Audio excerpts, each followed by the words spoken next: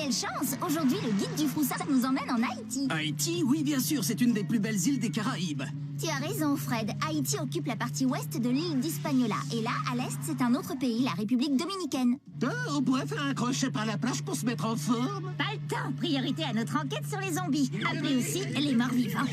Les amis, quoi de mieux qu'un cimetière pour débuter notre enquête sur les zombies? Oh, regardez, on nous fait coucou.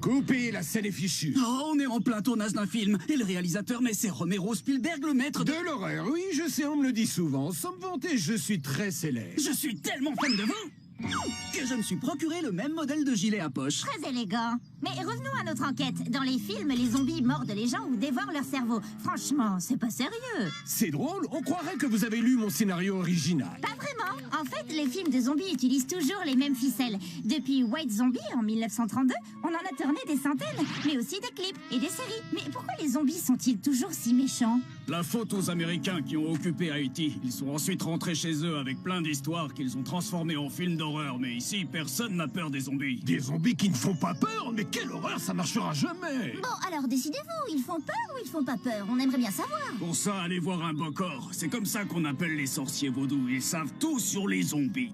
Au fait, c'est quoi le vaudou? Eh bien, il faut savoir que les habitants d'Haïti sont tous des descendants d'esclaves. Ils sont venus d'Afrique avec leur culture et leur religion, le vaudou. Le vaudou fascine autant qu'il est frais parce qu'il est étroitement lié à la sorcellerie, à la magie noire et bien sûr aux zombies. Ouais, enfin, les zombies, c'est une légende, hein? On est bien d'accord. C'est ce que pensent la plupart des gens. Pourtant, il y a l'histoire de Clervius Narcisse. Clérius Narcisse, c'est qui celui-là? Il est officiellement décédé à l'hôpital d'Haïti en 1962. Les archives l'attestent. Pourtant, il s'est présenté devant sa sœur en 1980. 18 ans après sa mort, il aurait été zombifié et forcé à travailler dans les champs de canne à sucre. Oui, grâce à la magie noire, les sorciers vaudous prétendent pouvoir extraire les morts de leur tombe pour en faire des esclaves. Mais le bokor va tout vous expliquer. Désolé, mais ces histoires de magie noire, c'est juste pour épater les touristes. Mais enfin, il y a bien des zombies à Haïti. Comment est-ce possible? Ah bah c'est simple, avez-vous déjà entendu parler du poisson globe?